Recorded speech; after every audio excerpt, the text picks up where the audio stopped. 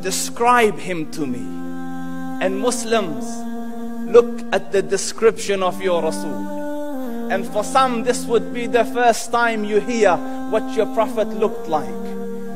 I saw a man of striking appearance.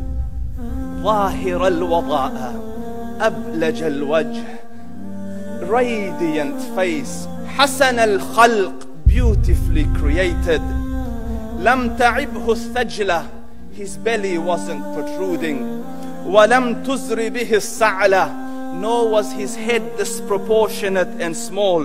وسيم قسيم, proportionate and delicate, finely made, a specimen of a creation. في عينيه دعج, in his eyes there was a contrast. The dark was immensely dark, the white was excessively white. وفي أشفاره وطف, and his eyelashes were long. وفي صوته صهل, and in his voice was a natural echo. وفي عنقه سطع, and his neck was elegantly long. وفي لحيته كثاثة, his beard was full and thick. أزج أقرن, his eyebrows were arched, but they were not joined. It was separated. In summit فعليه الوقار, when he was silent, dignity covered him. وإن تكلم سماه وعلاه البهاء, and when he spoke it was audible and clear, almost commanding and overtaking.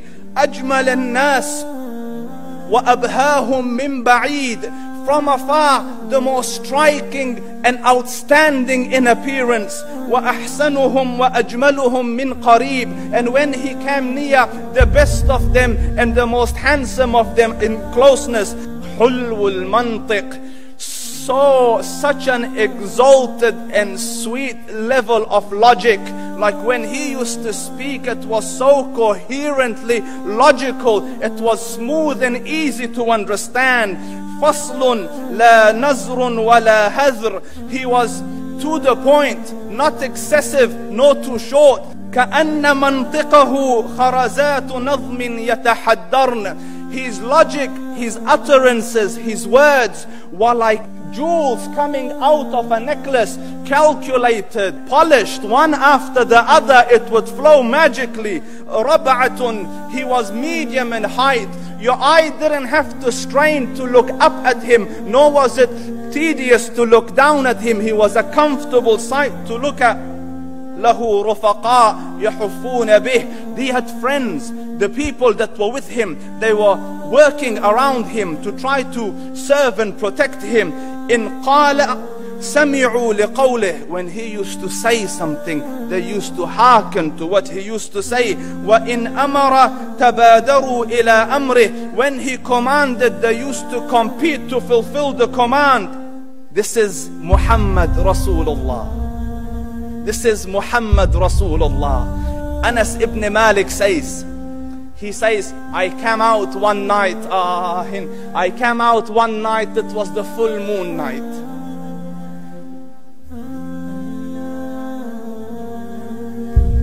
And I looked at the moon, and in the desert, understand, the moon is an awesome sight.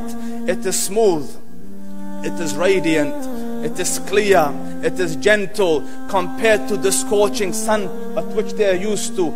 So the moon was the epitome of beauty. So he says, I came out at a full moon night and I looked at the moon and I saw it, beautiful, handsome. So I said, let me go see if the moon is more handsome or my Prophet is more handsome. Let me see if that is more beautiful or the Prophet is more beautiful. So I went and I saw him standing afar. So I looked at his face and I looked at the moon and I looked at his face and I looked at the moon and I looked at his face and I looked at the moon, and he said, Wallahi, he was more handsome than the moon in its entirety. That is just the look of your Rasul.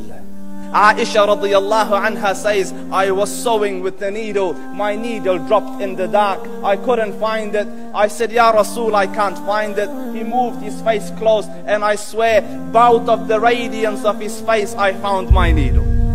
And the Prophet sallallahu alaihi wasallam was mind-bogglingly handsome, but his handsomeness was covered with waqar and jalal and hayba. The Sahaba say, when we used to sit at his feet, two feelings conflicting would come on the heart. The first one, you wanted to look at him. You wanted to behold the majesty of his face. And when you wanted to look up, shyness used to overtake you, so you used to look down. Amr ibn al-As says, I sat with him many times, but if you ask me to describe his face, I can't describe it. I wouldn't be able to look up to him ijlalan wa ta'ziman. I couldn't look up at him.